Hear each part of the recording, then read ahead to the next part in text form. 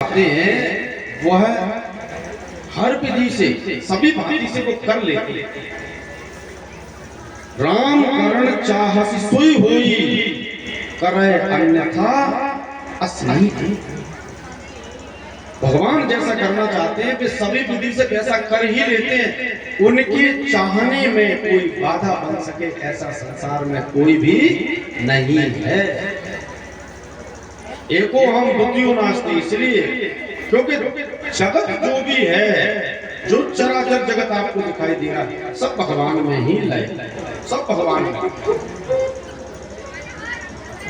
जो भगवान का विराट स्वरूप, परंतु भगवान करते इस विधि से हैं कि हमें ऐसा प्रतीत होता है कि हम कर रहे हैं, हमारे करने से हो रहा है, जबकि करने वाले परमात्मा।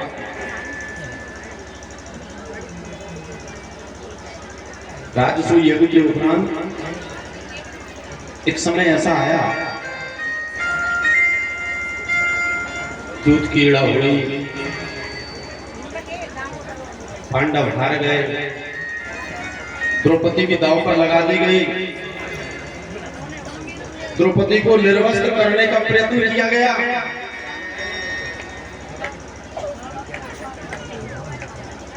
भगवान ने कृपा की, द्रौपदी की लाज बचाई और आयुष्मान जन्मदिन जन्मदिन हुआ जाओ, इसका जन्मदिन है, सुनाओ जानो जन्मदिन है भैया, आशीर्वाद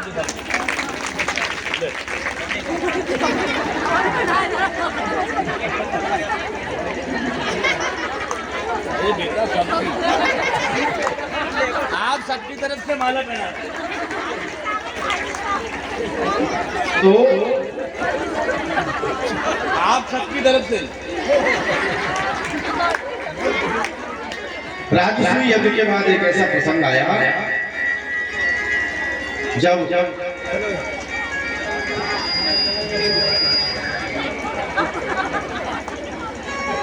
दूध कीड़ा की गई,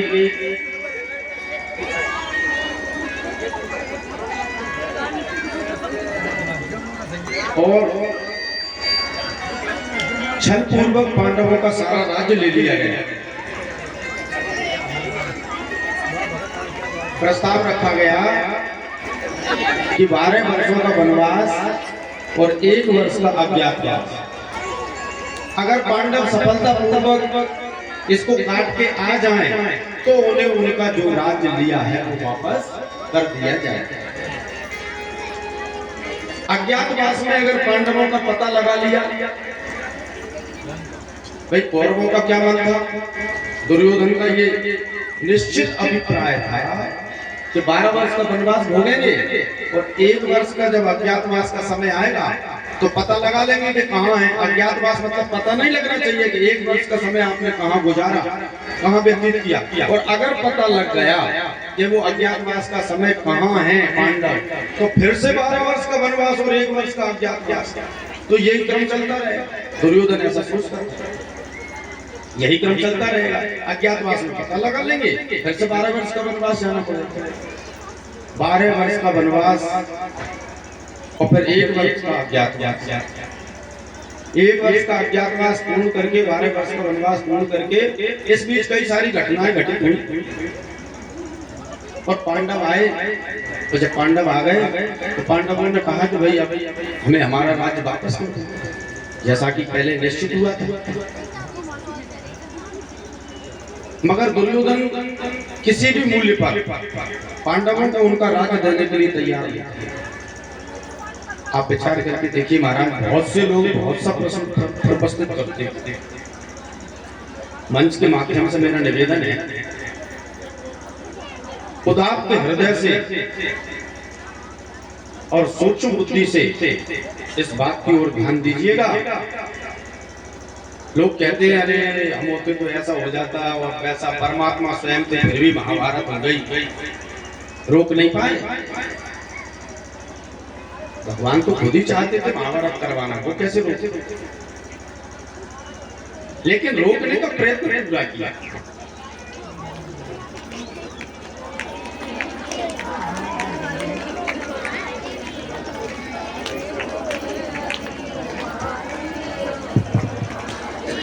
बोले गोपाल कृष्ण भगवान की। भगवान ने रोकने का प्रयत्न पूरा किया।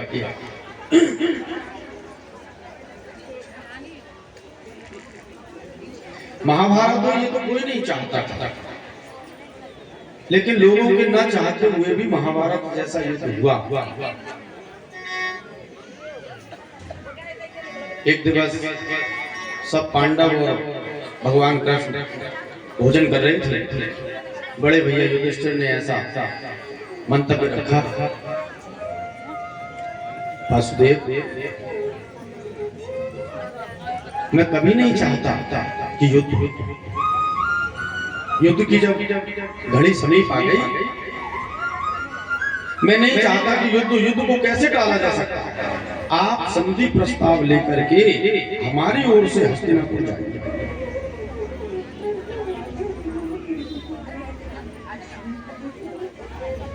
और हस्तिनापुर नरेश महाराज धृतराष्ट्र के वास्ते कहिए कि अगर वे केवल 5 गांव भी हमें दे दें, ना सही पूरा राज्य, केवल 5 गांव भी अगर वे हमें दे दें तो हम वहीं शांति से गुजारा कर लेंगे और युद्ध नहीं करेंगे।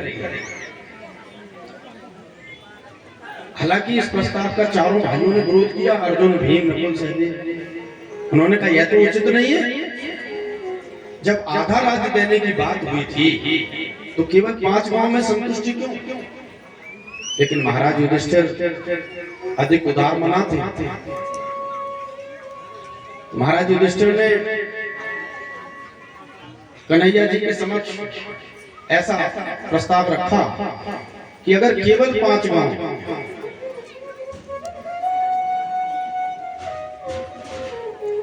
केवल 5 ग्राम भी अगर मिल जाए तो हम उसमें भी संतुष्ट हो जाएंगे। क्योंकि बड़े भैया चाहते थे और भगवान भी चाहते थे कि उन पर कल को कोई अंगुली ना उठाए। तो भगवान हस्तिनापुर जाने के लिए तैयार हो गए।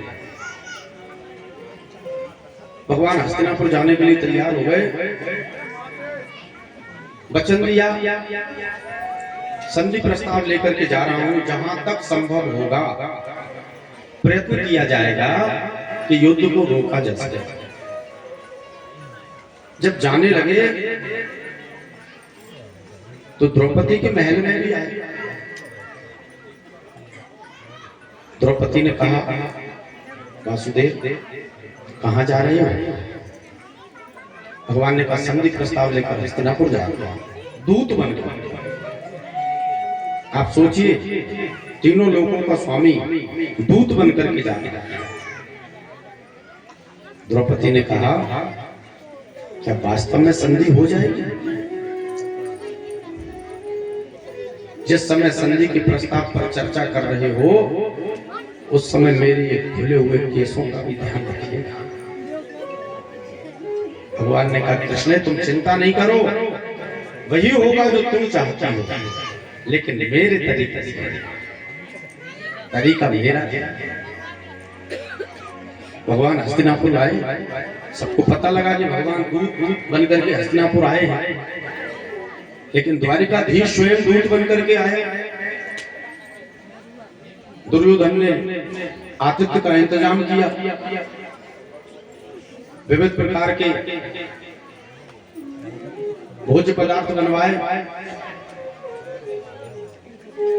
लेकिन भगवान ने दुर्योधन का आतिथ्य स्वीकार नहीं किया। भगवान ने कहा कि आतिथ्य तो केवल 2 ही तरीके से स्वीकार किया जा सकता है, या तो हमारा तुम्हारा प्रेम संबंध हो, और अगर प्रेम संबंध नहीं हो तो मुझे बहुत ज्यादा आवश्यकता।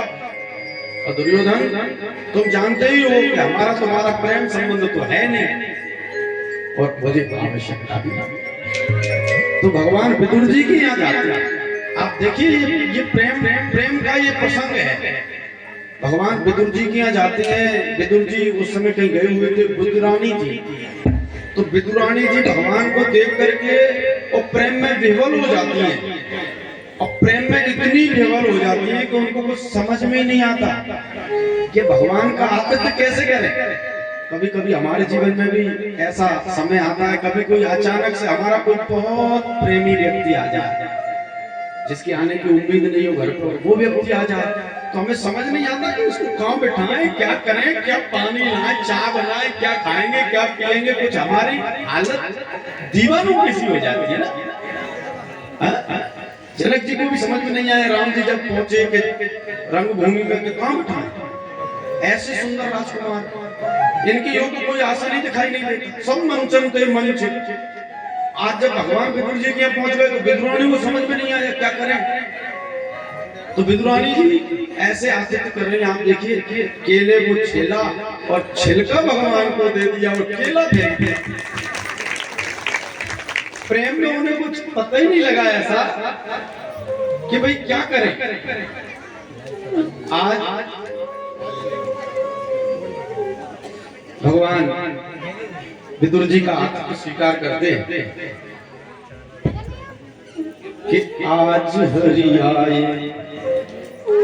आज भगवान कहाँ है? विदुर।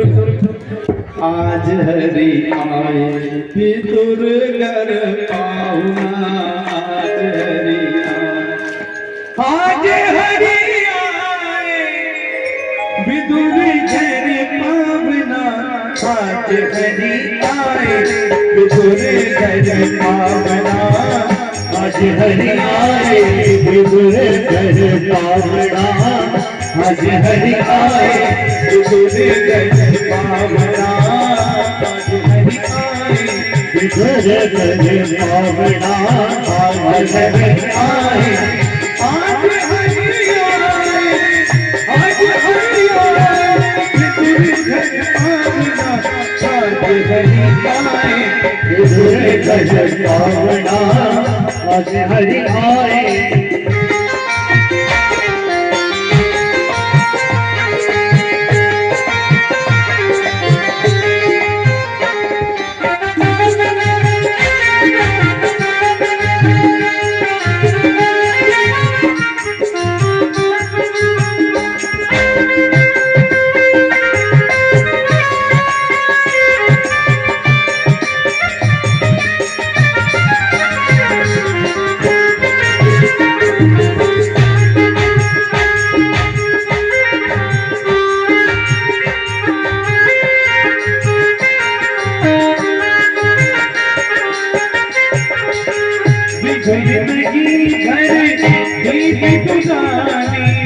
विदुर नहीं घर विदुरानी, विदुर नहीं घर विदुरानी, विदुर नहीं घर विदुरानी, आवत देखे सारंग पानी, आवत देखे सारंग पानी, भूली देव भावना, भूली सुहावना, आज हरि आए विदुर घर पावना, आज हरि आए विदुर घर पावना, आज हरि आए।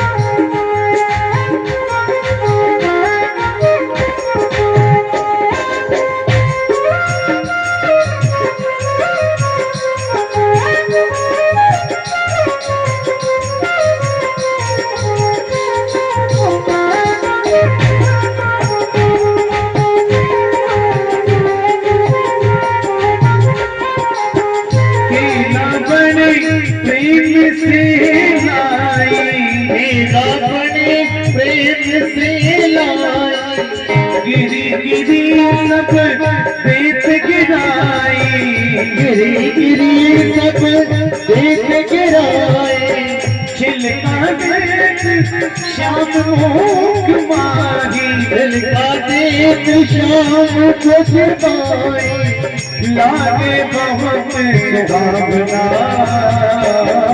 लागे बहुत सुहावना, आज हरि आए विदुर घर पावना, आज हरि आए विदुर घर पावना, आज हरि आए विदुर घर पावना, आज हरि आए विदुर घर पावना, आज हरि आए।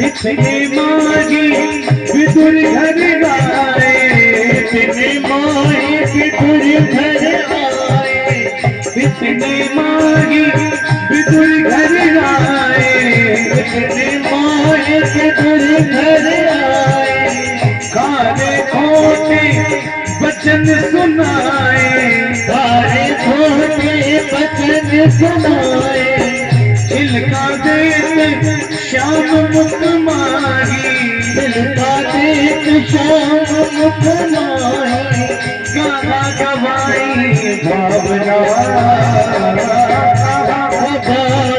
भावना, आज हरि आए विदुर घर पावना, आज हरि आए विदुर घर पावना, आज हरि आए विदुर घर पावना, आज हरि आए विदुर घर पावना, आज हरि आए, आज हरि आए, आज हरि आए विदुर घर पावना, आज हरि आए विदुर घर पावना, आज हरि आए विदुर घर पावना, आज हरि आए विदुर घर पावना, आज हरि आए विदुर घर पावना, आज हरि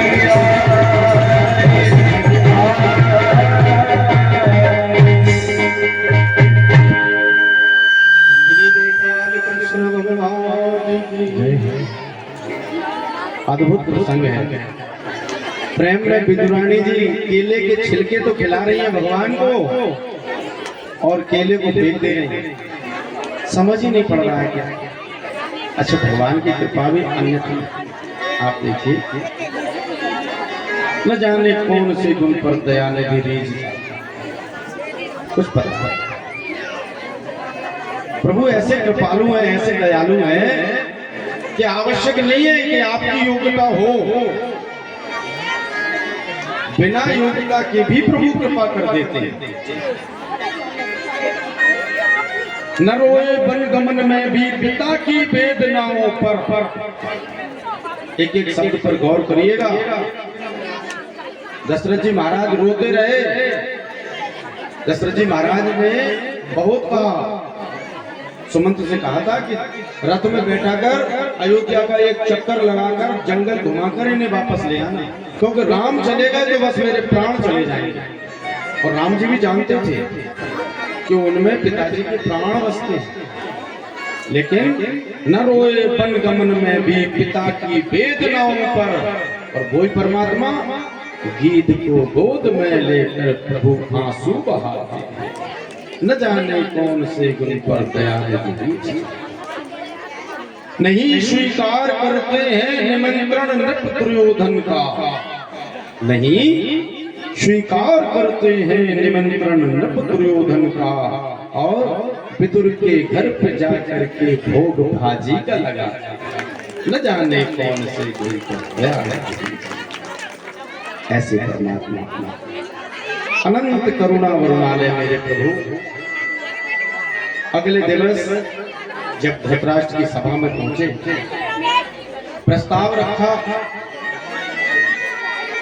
कि नियम तो ये है, कायदा तो ये है, कहा तो आपने ये था, बात तो ये हुई थी कि आधा राज्य देंगे, 12 वर्ष वनवास, 1 वर्ष का अज्ञातवास पूर्ण करके अगर आगे आधा राज्य देंगे। पांडव 12 वर्ष का वनवास और 1 वर्ष का अज्ञातवास पूर्ण करके आ गए। अब नियम के अनुसार उन्हें उनका आधा राज्य दे दीजिए। दुर्योधन ने कहा आधा राज्य, आधे राज्य का तो प्रश्न ही नहीं उठता। अगर आपके पास कोई दूसरा प्रस्ताव हो तो मैं विचार कर सकता हूं, आधे राज्य का तो प्रश्न ही नहीं उठता। भगवान अपने ऊपर युद्ध का कलंक लेना नहीं चाहते। भगवान ने कहा कि दुर्योधन मेरे पास दूसरा प्रस्ताव भी है कि केवल 5 गांव, अगर केवल 5 गांव भी तुम दे दो तो भी युद्ध टल जाएगा। वे 5 गांव लेकर ही पांडव संतुष्ट हो जाएंगे और महाभारत का युद्ध नहीं। आप विचार कीजिए, द्वारिकाधीश स्वयं अनंत कोटि ब्रह्मांड नायक परमपिता परमात्मा दूत बन करके, संदेश वाहक बन करके, यह संधि का प्रस्ताव लेकर के और हस्तिनापुर की राजसभा में आए और केवल 5 गांव की बात की। दुर्योधन ने कहा 5 गांव तो बहुत बड़ी बात है वासुदेव, सूचिकाग्रमपि भूत्वा सूचिकाग्रमपि भूमि बिना युद्धम न ददाति। एक सुई की नोक के बराबर भी भूमि बिना युद्ध के नहीं दूंगा। सुई की नोक के बराबर। विचार कीजिए आप। रश्मि रत्ती में महाकवि दिनकर लिखते हैं, पढ़ा होगा आपने, नहीं पढ़ा हो तो आप पढ़ना, आप जाकर। कितना सुंदर लिखा है, शब्दों का संयोजन देखिए और भावनाओं का समावेश देखिए। पढ़िए हमारे साहित्य को, पता लगेगा हम क्या हैं वास्तव में, हम क्या हैं। रश्मि रत्ती में महाकवि दिनकर लिखते हैं कि बरसों तक वन में घूम घूम बाधा बिजनों को चूम चूम से धूप घाम पानी पत्थर पांडव आए कुछ और निकल। सौभाग्य का सब दिन सोता है, देखे आगे क्या होगा।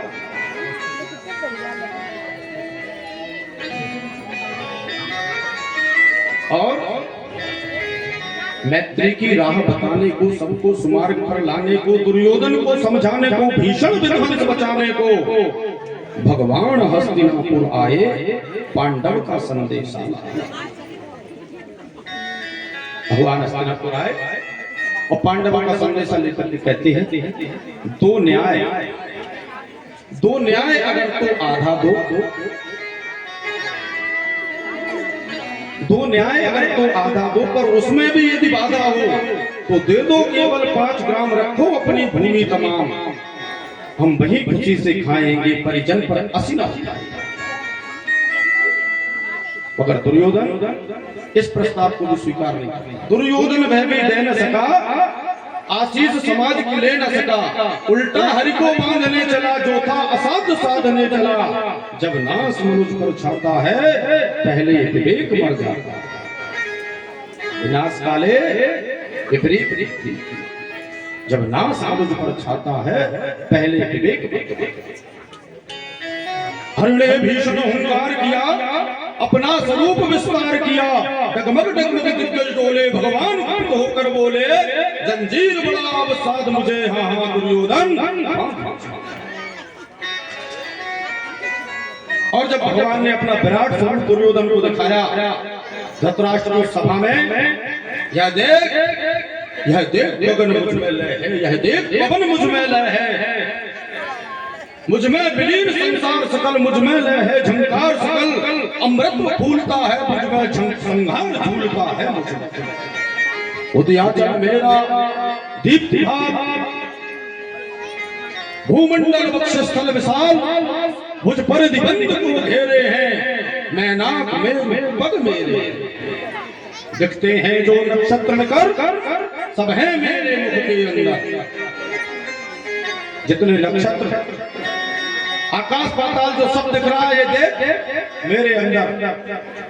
भगवान ने जब विराट स्वरूप बताया, वो द्रग हो, अगर तेरे पास आंखें हैं तो देख, द्रग हो तो दृश्य अखंड देख, मुझ में सारा ब्रह्मांड देख। सतकोटि सूर्य सतकोटि चंद्र सतकोटि सन सतकोटि सिंधु मंद सतकोटि ब्रह्म विष्णु महेश सतकोटि जिस्म जल यति धनेश सतकोटि रुद्र सतकोटि काल सतकोटि दंडधर लोकपाल। जंजीर बड़ा अवसाद इन्हें, हाँ हाँ दुर्योधन बांध। अगर बांध सकता है तो बांध, इन सबको बांध, क्योंकि ये सब मुझ में। भूलोक अतल पाताल देख, गत और अनागत काल देख। यह देख जगत का आदि सृजन, यह देख महाभारत का रण। मृतकों से पटी हुई भू है, पहचान कहां इसमें तुम्हें। देख देख देख, ये महाभारत का संहार देख, मृतकों से पटी हुई भू है, पहचान कहां इसमें। अंबर में कुंतल जाल देख, कुंतल कहते हैं बालों को। अंबर में कुंतल जाल देख, पद के नीचे पाताल देख, मुट्ठी में तीनों काल देख, मेरा स्वरूप विकराल। अंबर में कुंतल जाल देख, पद के नीचे पाताल देख, मुट्ठी में तीनों काल देख, मेरा स्वरूप विकराल देख। सब जन्म मुझी से पाते हैं, फिर लौट मुझी में आते हैं। जिह्वा से पड़ती ज्वाल सघन, सांसों से पाता जन्म पवन। पड़ जाती मेरी दृष्टि जिधर, हंसने लगती है सृष्टि उधर। मैं जभी पूजता हूँ लोचन, छा जाता चारों ओर मरण। प्रश्न देखिए और व्यंग देखिए। बांधने मुझे तू आया है, बांधने मुझे तू आया है, जंजीर बड़ी क्या लाया है इतनी बड़ी जंजीर तेरे पास, ये अनंत गगन बांध सके। यदि मुझे बांधना चाहे मन तो पहले बांध अनंत गगन। सूने को साध न सकता है वह मुझे बांध सकता। एक वचन नहीं तूने माना, मैत्री का मूल्य न पहचाना, तो ले मैं भी अब जाता हूं। अंतिम संकल्प सुनाता हूं कि याचना नहीं अब रण होगा। याचना नहीं, बहुत कहा मैंने, ये आधा दे दो, नहीं दे सको तो 5 गांव दे दो, मांगता रहा, तुमने स्वीकार नहीं किया।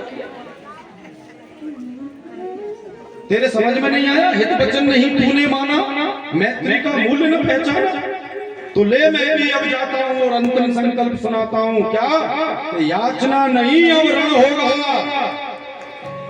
जीवन जय या मरण होगा। टकराएंगे नक्षत्र निकर, बरसेगी भू पर भैनी बिखर, फन शेष नाग का डोलेगा, विकराल काल मुंह खोलेगा। दुर्योधन रण ऐसा होगा, फिर कभी नहीं जैसा होगा। भाई पर भाई टूटेंगे, विषबाण बूंद से छूटेंगे, सौभाग्य मनुज के फूटेंगे, पायस लगाल सुख लूटेंगे, और आखिर तू भूसाई होगा, आखिर तू भूसाई होगा, हिंसा का परदाई होगा। छी सबा सन्न सब लोग डरे, चुप थे या बेहोश पड़े, केवल 2 नर न अघाते थे, धृतराष्ट्र विदुर सुख पाते थे।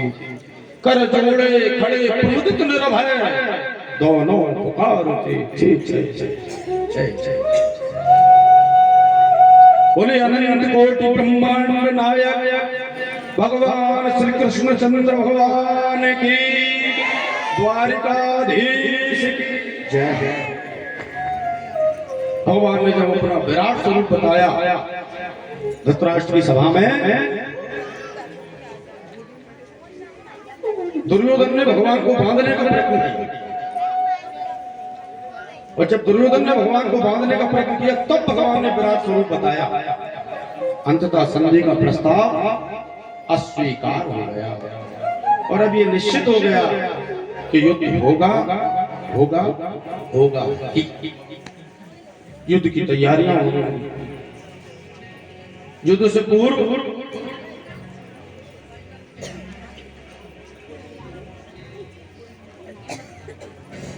भगवान अर्जुन के सहित युद्ध की तैयारियों को देख रहे थे। उसी समय वहां पर एक नीले घोड़े पर सवार घोड़धर था, जिसके तुणीर में 3 बाण थे।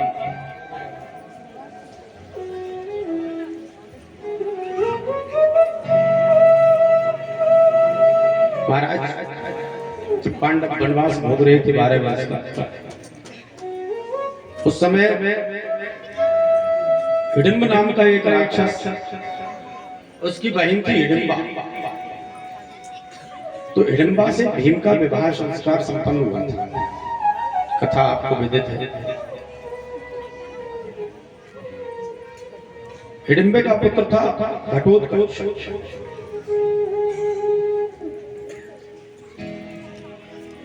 और घटोत्कच का विवाह कामकंदला अथवा मुर नामक दैत्य की पुत्री मोरवी से। मोरवी कामरूप की राजकुमारी थी।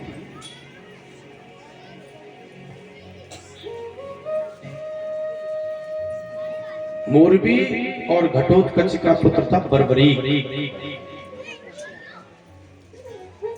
बर्बरीक जब छोटा था अपनी दादी हिडिंबा से कहानियां सुना करता था, मुक्ति की। हिडिंबा भगवान कृष्ण की परम भक्त थी और भगवान कृष्ण ने ही उसको ये आशीर्वाद दिया था कि तुम्हारे पुत्र का पुत्र अतुलित बलशाली होगा।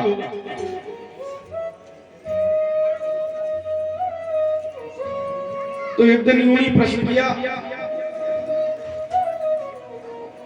अपनी दादी की गोद में बैठे हुए, जीवन का आत्यंतिक उद्देश्य क्या है? जीवन का परम लक्ष्य क्या है? जीवन जीते सभी है, कोई बहुत बड़ी बात नहीं है जीवन को जीना। हम लोग मानते हैं बहुत बड़ी बात है, नहीं। तो विचार करके देखो, अगर आप शास्त्रों को पढ़ोगे, इतिहास को पढ़ोगे, तो पता लगेगा कि ऐसा कोई बहुत बड़ा तोप नहीं मार रहे हैं हम लोग, जीवन जी रहे हैं। साधारण है, सब लोग, सब कुत्ते बिल्ली कीड़े मकोड़े मछली पक्षी सब जीवन जी रहे हैं। और अपने अपने समूह में, अपने अपने समाज में सबके राजे महाराजे और सब धनपति कुबेर जैसे सब हैं, बलशाली और अतुलित बलशाली और परम बलशाली, और सब अपने आप को सब भगवान से थोड़ा ही कम मानते होंगे। कभी गरजते देखो आप गायों में सांड को,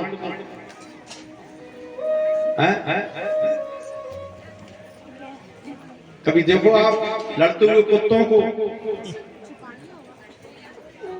आदमी की बात नहीं कर रहा, आदमी तो पर बहुत ऊंची चीज।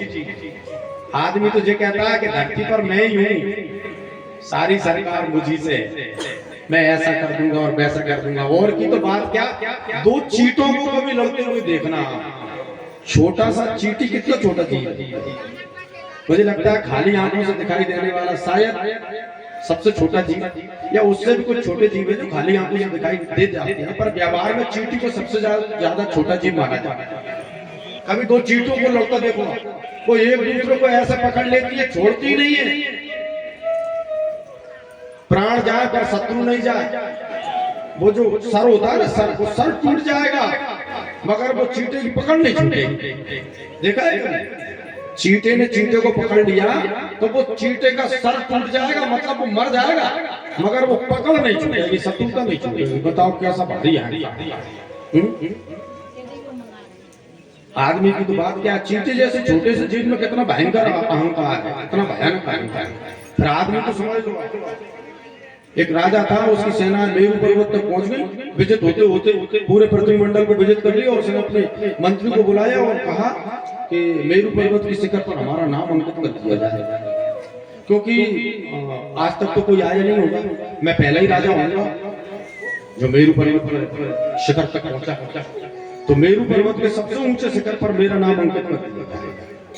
मेरू पर्वत के सबसे ऊंचे शिखर पर जब मंत्री आदि पहुंचे वो लेकर के अंकित करने वाले राजगीर को, वो जो मिस्त्री जो पर्वत पर नाम अंकित करते हो उनका, वहां जाकर के उन्होंने देखा कि ये तो पूरा शिखर भरा हुआ है अनेक अनेक नामों से, और इसमें अब एक नाम और लिखा जाए इतनी जगह नहीं बची। उन्होंने आकर के राजा से कहा कि महाराज आप तो कह रहे थे कि कोई नहीं आया होगा यहाँ तो पूरा शिखर भरा पड़ा है, नाम ही नाम लिख रहे हैं, और उस पर इतनी भी जगह नहीं है कि अब आपका एक नाम और लिखा जाए। राजा को बड़ा आश्चर्य हुआ, दुख भी हुआ, और राजा का मन तो था उस पर अपना नाम अंकित करवाने के लिए। किसका मन नहीं होता?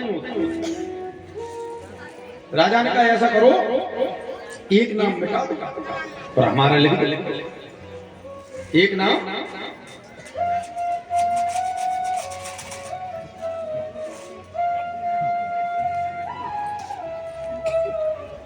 एक नाम मिटा दो हमारा लिख दो।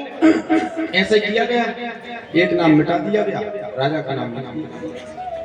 अब राजा ने सभा में अपने मंत्रियों से कहा कि मंत्रीवर अब तो हमारा नाम अमर हो गया, मेरू पर्वत के शिखर पर लिखा हो गया। मंत्री ने कहा महाराज आप तो कहते हैं कि आपका नाम अमर हो गया, लेकिन कोई भरोसा नहीं है, क्योंकि अब आपने एक नई परंपरा डाल दी, नाम मिटा करके नाम लिखने की परंपरा। कौन जाने कौन आदमी कब आपका नाम मिटा करके खुद का नाम लिखे। आपने तो इस परंपरा का सूत्रपात किया कि एक नाम मिटा दो हमारा लिख दो, अगला आएगा वो तुम्हारा मिटा देगा खुद का। महाराज ऐसे ऐसे लोग हो गए, ऐसे ऐसे लोग हो गए जिनके चलने से धरती डगमगाती थी, पता नहीं है उन लोगों का कहां है। हम और आप लगते कहां है। महाभारत के युद्ध से पहले भीम गया मंदोदरी के पास, मंदोदरी से कहा कि चलिए युद्ध का निमंत्रण लेकर के आया हूं युद्ध देखने के लिए। ऐसा युद्ध आपने भूतों न भविष्य में देखा नहीं होगा जैसा युद्ध होने वाला महाभारत। मंदोदरी ने कहा कुछ खाओ पियो सुखा लो, स्नान आदि से स्नान करने के लिए उन्होंने कहा कहाँ जाने का? वो सामने जो सरोवर भर रहा है चले जाए। सरोवर में सरोवर तो था, ऐसा लगता है जैसे छोटा समंदर हो, उसमें स्नान आदि करके भोजन आदि से हो गया। फिर उसने कहा कि आप चलें। मंदोदरी ने भीम से कहा कि जिस सरोवर में तुम स्नान करके आ रहे हो ना, वो मेरे देवर का कपाल है, कुंभकर्ण का ये खोपड़ा है उल्टा, जिसमें पानी भरा है, और उस सरोवर में तुम नहा के आ गए। मैंने ऐसे ऐसे युद्ध देखे, ये युद्ध तो लगता है जिसका कपाल सरोवर जैसा हो, और ऐसे नहीं रहे बेमर गया। 1 लाख पूत 1.25 लाख नाती उसके घर में दिया बे नहीं रहे। हम और आप कहां लगेंगे? एक एक व्यक्ति जिस भूमि पर बैठा हुआ है, इस एक एक व्यक्ति के खड़े होने की बैठी हुई भूमि के नीचे कम से कम वैज्ञानिक ऐसा अंदाजा लगाते हैं कि कम से कम 10-10 लोगों की लाशें गड़ी हुई हैं। 10-10 लोगों की मौत हो गई, कम से कम 10 बार। एक एक आदमी जहां खड़ा हुआ है ना, वहां पहले 10-10 लोग कम से कम मर चुके। जाने उनमें से कौन शहंशाह रहा। शहर को निकले शमशेर साहब दिल में लिए अरमान थे, वो एक तरफ थी झाड़ियां और एक तरफ शमशान था। शमशेर साहब से तात्पर्य अपने आप को बड़ा व्यक्ति मानने वाला। सायंकालीन भ्रमण पे निकला, एक तरफ झाड़ियां थी, एक तरफ शमशान था। शहर को निकले शमशेर साहब और दिल में लिए अरमान थे। अरमान थे मतलब ये करेंगे, ऐसा करेंगे, वैसा करेंगे। किसी ने कभी किया नहीं होगा वैसा करेंगे। बेटे का विवाह ऐसा करेंगे, किसी ने कभी किया नहीं होगा। बिटिया का विवाह ऐसा करेंगे, किसी ने कभी किया नहीं होगा, किसी ने कभी किया। दिल में लिए अरमान थे, और एक तरफ थी झाड़ियां और एक तरफ शमशान थे। पैर के नीचे आई हड्डी उसके ये बयान थे, चलने वाले संभल के चल, हम भी कभी इंसान थे। कोई ठिकाना नहीं है महाराज। दानियो महीपमान दाता दिलीप जैसे ऐसे ऐसे राजे महाराजे, ऐसे ऐसे लोग हो गए। दानियो महीपमान दाता दिलीप जैसे और विद्वान सूर रावण से जाए हैं। बानन की कलान भी प्रवीण द्रोण पार्थ से, धरा से आसमां तक ऐसे ऐसे रंग सजाए हैं। और ऐसे ऐसे सूर रचे चातुरी बिरंच जूने। ब्रह्मा जी ने ऐसे ऐसों को बनाया, ऐसे ऐसे सूर रचे चातुरे बिरंच जूने। और फिर पुनी फेर पुनी मेट कर धूरी में मिलाए, है चकनाचूर करके धूरी। तो आप ये मत सोचिए कि बहुत बड़ा कुछ न जाने हमसे पहले कितने हुए, कितने मर गए। प्रभु की रजा में रजा रखी। तो भगवान भ्रमण कर रहे थे, ऐसे जो पुरुष आया नीले घोड़े पर सवार होकर के, उसकी प्राचीन जन्म की कथा आपको सुना रहे हैं। उसने अपनी माता मतलब दादी से पूछा कि जीवन का आत्यंतिक सत्य क्या, इस जीवन का उद्देश्य क्या? क्या खाना पीना सोना जीना मर जाना यही है? हिडिंबा ने कहा इस जीवन का परम उद्देश्य मुक्ति प्राप्त करना। तो मां मुक्ति कैसे प्राप्त होती है?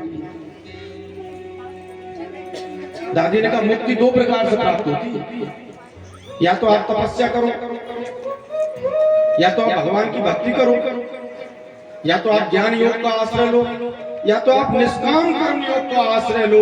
कर्म आप कर रहे हैं लेकिन ऐसा लगे जैसे कर्म आप नहीं कर रहे हैं, प्रभु आपसे कर्म करवा रहे हैं, यंत्रवत आप कार्य करते हैं, तो आपकी मुक्ति संभव है। और अन्यथा दूसरा एक सरल तरीका, दूसरा सरल तरीका क्या है कि भगवान के हाथों से अगर मारे जाओ तो भी मोक्ष की प्राप्ति है। बहुत लोगों ने ये सरल तरीका, शॉर्टकट जिसको कहते हैं, बहुत लोगों ने आजमाया, बहुत लोगों ने अपनाया। आप देखिए रावण ने क्या किया, इसी सरल तरीके को। दुर्योधन ने क्या किया?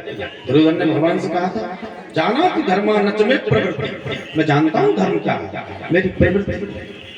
जाना कि अधर्मा नच में निवृत्ति, मैं जानता हूं अधर्म क्या है, लेकिन उससे मेरी निवृत्ति नहीं। यही बात तो विभीषण ने, तामस्तन कुछ साधन नाही, प्रीत न पद सरोज मन मान। निश्चल वंश में मेरा जन्म है, तामस्तन है, मुझसे साधन नहीं बनता। कोई लोगों ने तो उसने बर्बरीक ने पूछा कि मैं कैसे भगवान के हाथों से मारा जाऊं? तो हिडिंबा ने कहा कि भगवान यूं ही किसी को नहीं मारते।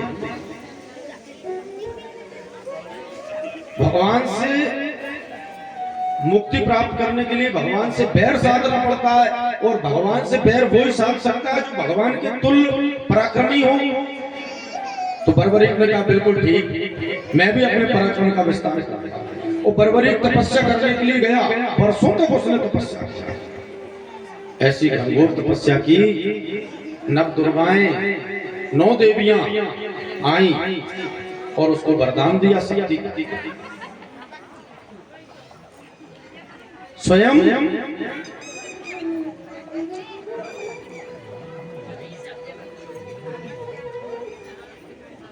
सिद्ध वैष्णवी ने उसको शक्ति दी। भगवान शिव ने उसको 3 बाण दिए, 3 बाण जिनमें अमोघ शक्ति भरी हुई थी।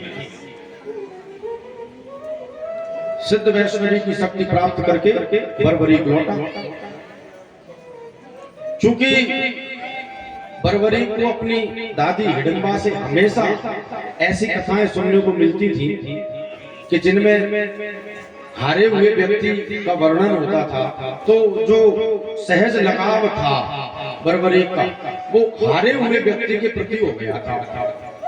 हिडिंबा ने भी कहा था कि बेटा सदैव दीनहीन पराजित का साथ देना, हारे हुए व्यक्ति का सहारा बनना, और उसने सिद्ध वैष्णवी मां को ये वचन दिया कि मां मैं सदैव हारे का सहारा बनूंगा, मेरी शक्ति हमेशा वहां काम आएगी जहां कोई व्यक्ति पराजित हो रहा होगा, हार रहा होगा, उस व्यक्ति का मैं सहारा बनूंगा। ये वचन बर्बरीक ने सिद्ध वैष्णवी को दी, भगवती। अब अतुलित पराक्रमी होकर के वो लौटा, उधर मां मोरबी ने कहा कि महाभारत का युद्ध होने वाला है, तो उसने कहा मुझे भी देखने जाना चाहिए। तो अपने नीले घोड़े पर सवार होकर के और महाभारत का युद्ध देखने के लिए आया था। अब भगवान मिल गए रास्ते में, भगवान तो भगवान है। भगवान ने परिचय प्राप्त किया। भगवान ने पूछा कि हे श्रेष्ठ धनुर्धर, इतने बड़े महाभारत के युद्ध में आए हुए और केवल 3 बाण लाए हुए, 3 बाण से क्या होने वाला? तो बर्बरीक ने कहा कि प्रभु ये 3 बाण साधारण बाण नहीं, इन 3 बाणों में अमोघ शक्ति है।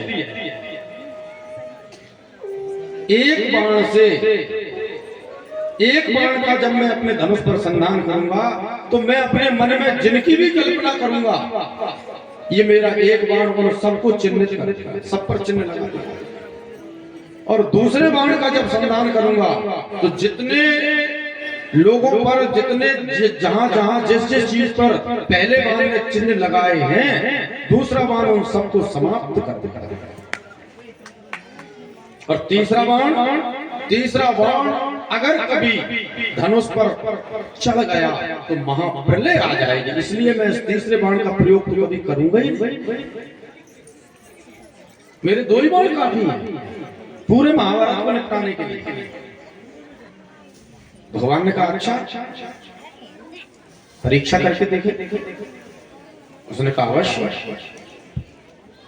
पीपल के वृक्ष के नीचे भगवान खड़े थे। उन्होंने कहा इस पीपल में कितने पत्ते हैं? अनगिनत पत्ते।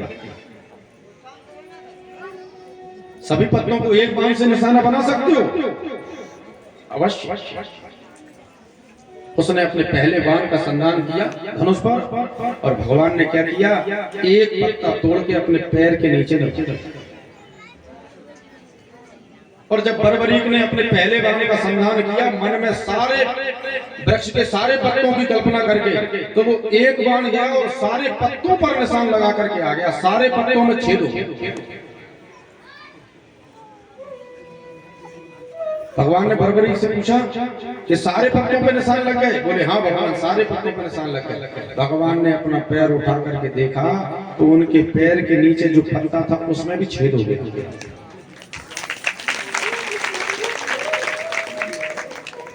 ये देख के भगवान को चिंता हो गई। ये देख के भगवान को चिंता हो गई, क्योंकि भगवान सोचने लगे कि इतना बलवान, ये तो एक ही बाण से महाभारत का युद्ध समाप्त कर देगा। और भगवान को ये पता था कि उसका ये प्रण है कि जो व्यक्ति हार रहा होगा, जो सेना पराजित हो रही होगी, उसकी ओर से लड़ेगा। भगवान अपने शिविर में आए, अर्जुन से कहने लगे कि अर्जुन, बर्बरीक का सहयोग प्राप्त करने के लिए पहले हमें पराजित होने की हद तक पहुंचना पड़ेगा, पराजित होने की सीमा तक पहुंचना पड़ेगा। और पराजित होने की सीमा तक पहुंचने का मतलब है पांडवों में से 2, 3, 4 का निधन, उनकी मृत्यु। क्योंकि जब तक पांडव जीवित है तब तक पांडव सेना तो पराजित हो ही नहीं सकती। तो ये तो युद्ध बड़ा विचित्र लेता जाता। क्या किया जाए?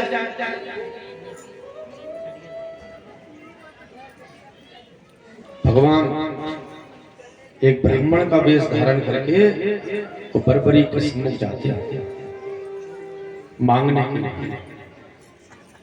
भगवान कहते हैं महाभारत का युद्ध होने वाला है, और महाभारत के युद्ध से पहले चंडी को नरबलि चाहिए। केवल 3 ही व्यक्ति हैं संसार में, अतुलित पराक्रमी व्यक्ति की बलि चाहिए। केवल 3 ही व्यक्ति हैं जिनकी बलि चंडी स्वीकार कर सकती है। कौन? एक स्वयं भगवान श्री कृष्ण, दूसरे अर्जुन और तीसरे तुम। तो बताइए क्या किया जाए? महाराज बर्बरीक ने बिल्कुल बिना सोचे सहजता से ही अपने सर को अपने हाथों से काटकर भगवान श्री कृष्ण को दान दे। इसीलिए बर्बरीक शीश की दानी कहते। बर्बरीक ने भगवान से वचन मांगा, प्रभु ठीक है कार्य तो जो आप करना चाहते थे वह हो ही गया, पर मेरी एक अंतिम इच्छा है। क्या तुम्हारी इच्छा? मैं महाभारत का युद्ध देखना चाहता हूं, क्योंकि देखने के लिए आया था मैं महाभारत का युद्ध। ये सब हो गया बीच में घटनाक्रम, लेकिन मैं महाभारत का युद्ध देखना चाहता हूं।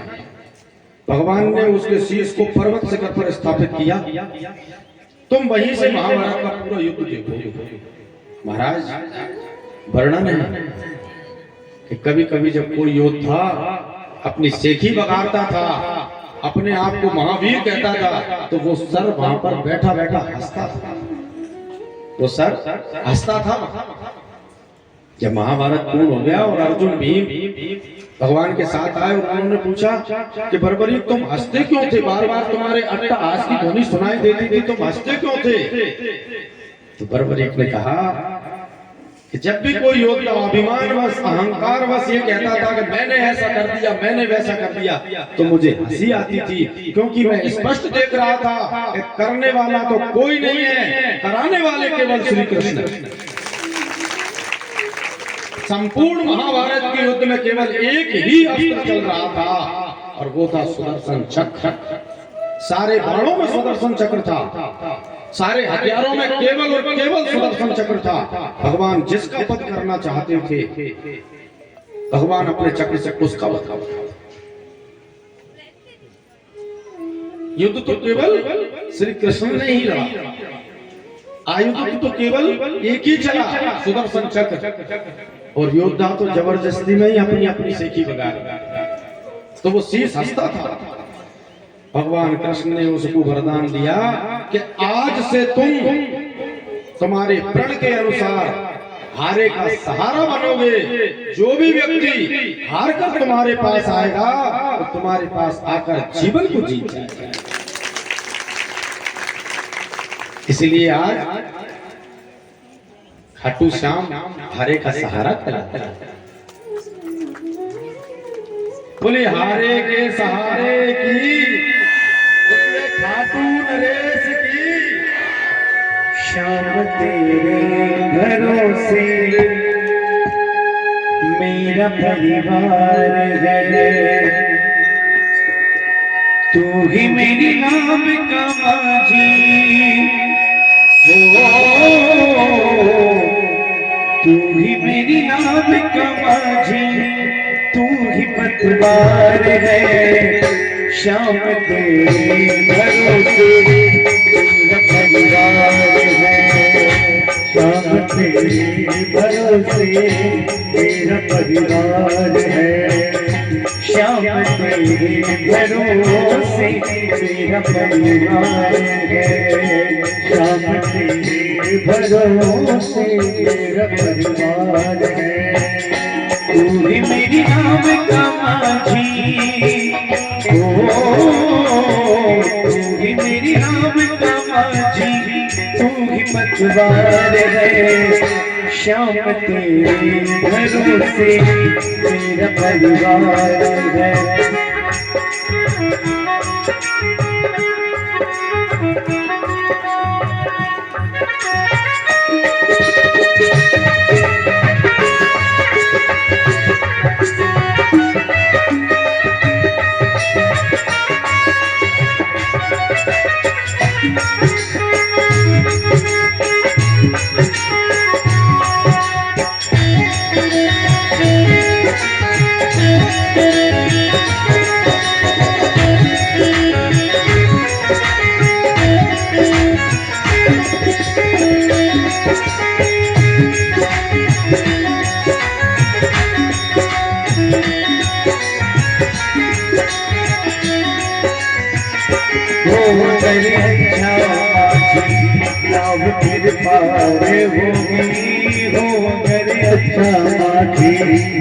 शाम फिर पार होगी, किसी की भी भंवर में नहीं दरकार होगी, किसी की भी भंवर में नहीं दरकार होगी। वो करे अच्छा माझी शाम फिर पार होगी, वो करे अच्छा माझी शाम फिर पार होगी, किसी की भी भंवर में नहीं दरकार होगी, किसी की भी भंवर में नहीं दरकार होगी। मुझ पे एहसान तेरा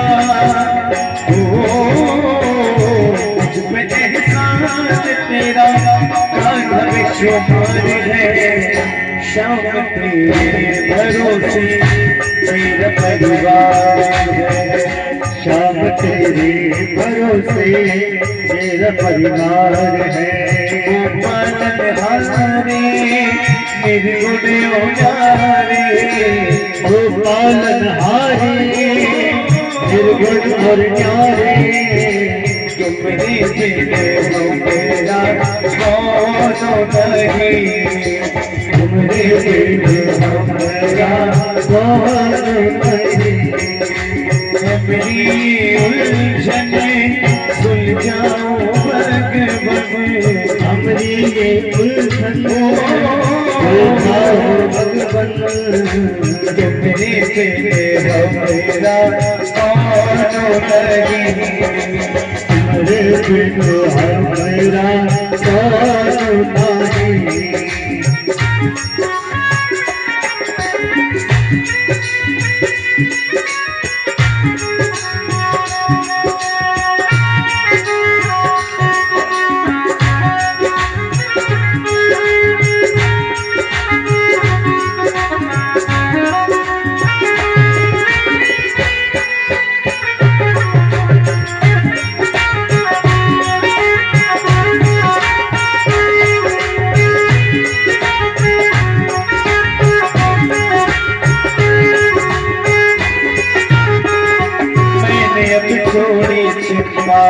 जो तेरा साथ पाया, मैंने अब छोड़ी चन्ना तेरा ही साथ पाया, तुझको जब भी पुकारा अपने ही पास पाया, तुझको जब भी पुकारा अपने ही पास पाया।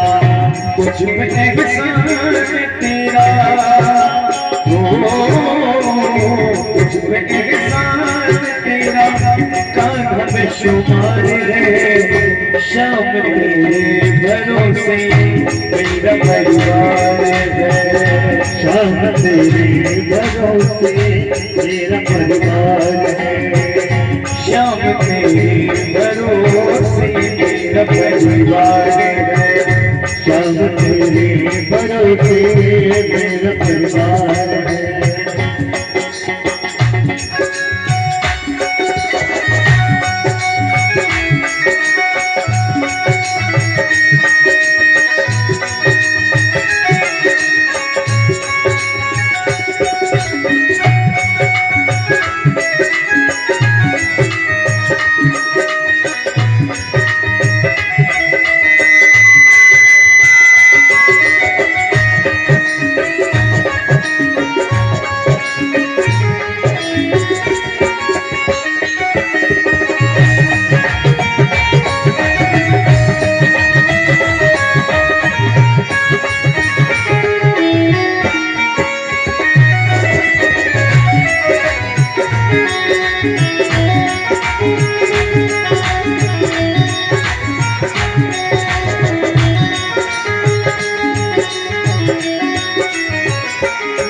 अपनों से बढ़कर सहारा तुमने दिया है, मुझको अपनों से बढ़कर सहारा तुमने दिया है, मुझको अपनों से बढ़कर सहारा तुमने दिया है, मुझको अपनों से बढ़कर सहारा तुमने दिया है।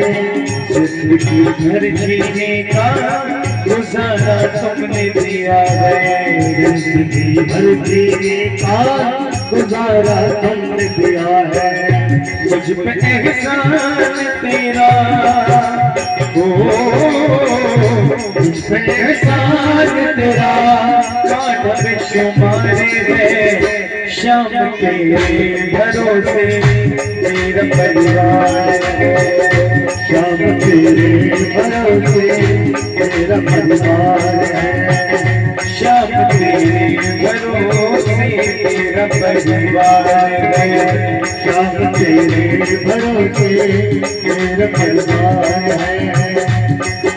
खाटू वाले शाम तेरी शरण में आ गयो, खाटू वाले शाम तेरी शरण में आ गयो, खाटू वाले शाम तेरी शरण में आ गयो, खाटू वाले शाम तेरी शरण में आ गयो, धूप तारो श्याम नैना में समा गयो, धूप तेरे श्याम हमारे नैनों में समा गयो, रूप तेरो श्याम नैना में समा गयो, रूप तेरो श्याम हमारे नैनों में समा गयो।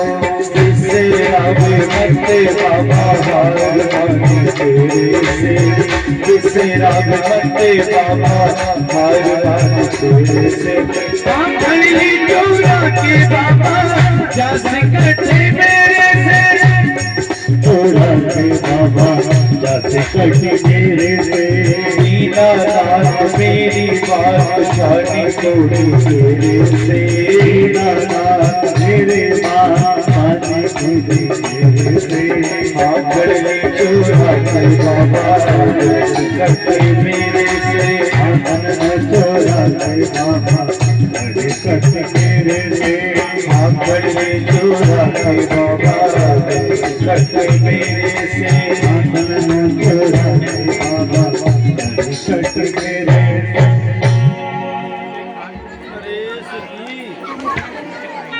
बोले खाटू नरेश की।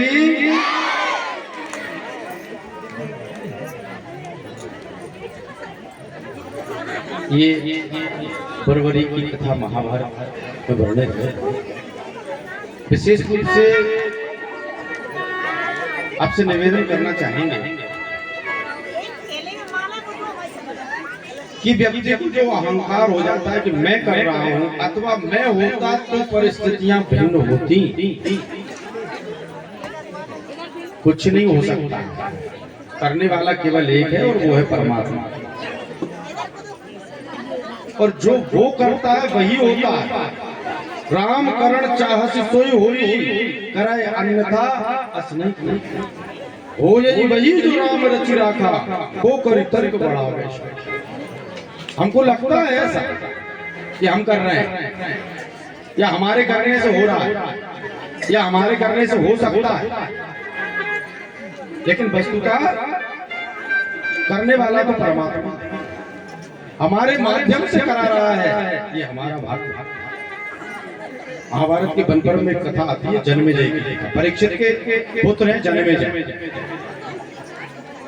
जब महाराज परीक्षित को तक्षक ने डस लिया तो जन्मेजय ने नाग यज्ञ किया। नाग यज्ञ प्रसिद्ध है जन्मेजय। जन्मेजय एक बार व्यास जी के पास आए और व्यास जी से ऐसा कहने लगे कि आप जैसे विद्वान लोग और द्वारिकाधीश जो साक्षात परमेश्वर थे उनके होते हुए भी महाभारत का युद्ध हो गया, कैसे हो? आप लोग रोक नहीं पाए। व्यास जी ने कहा कि वही होता है जो परमात्मा करना चाहता है, और कोई कितना ही प्रयत्न करे उससे अलग कुछ कर नहीं सकता।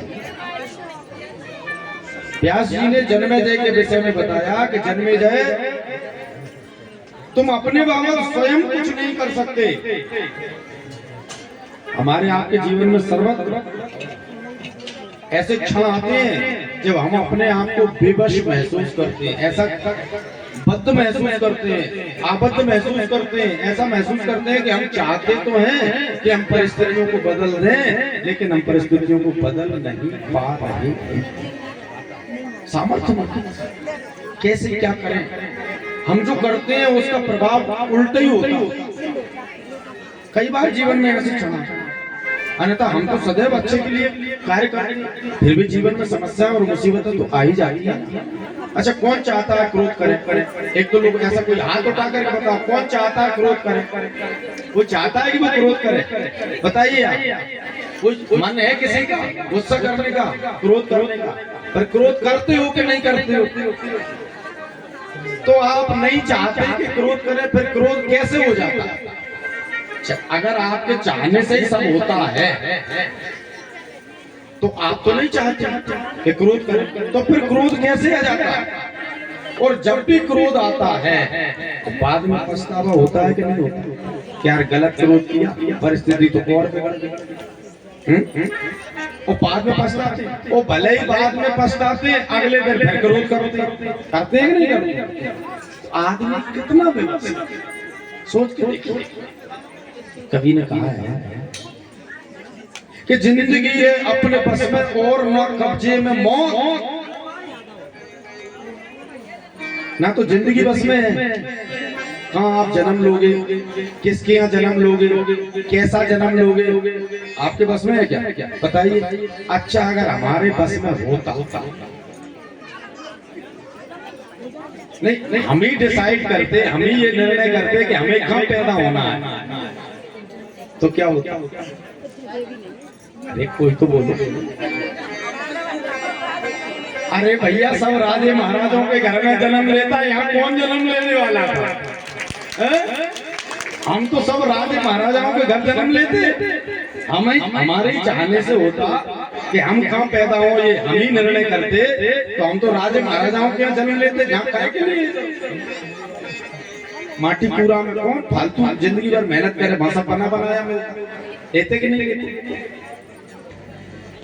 और अगर हमारे चाहने से हमारी मृत्यु होती तो मेरे ख्याल से शायद कभी नहीं होती। सही है ना? लेकिन हमारे चाहने से नहीं होता ना, हमारे चाहने से, हमारे ना चाहने के बावजूद भी हो जाती है चीजें। कवि ने कितना अच्छा लिखा है कि जिंदगी है अपने बस में और न कब्जे में मौत, आदमी मजबूर है और किसके कदर मजबूर है? आदमी मजबूर है और किस कदर मजबूर है? तो व्यास जी ने जन्मे जैसे कहा कि तुम्हारे जीवन के बावजूद भी तुम निर्णय नहीं ले सकते, तुम अपने जीवन में घटने वाली घटनाओं को नियंत्रित नहीं कर सकते, और अगर कर सकते हो तो करके देख लो। मैं तुम्हें बता देता हूँ कि आगे तुम्हारे जीवन में क्या क्या घटनाएं घटने वाली। जन्मे जी ने कहा फिर तो मैं सावधान हो जाऊंगा, फिर तो मैं घटनाओं को परिवर्तित कर ही दूंगा, और फिर मैं कोई साधारण मनुष्य तो हूँ नहीं, मैं हूँ राजा, मैं यहाँ का राजा हूं, तो मैं तो अपने जीवन में घटने वाली घटनाओं को पूर्व से अगर जान जाऊंगा तो उन्हें परिवर्तित कर ही लूंगा अपनी इच्छा के अनुसार। व्यास जी ने कहा ठीक है, मैं बता देता हूँ क्या आगे होने वाला। व्यास जी ने कहा तुम्हारे राज्य में एक नीले रंग का घोड़ा बिकने आया,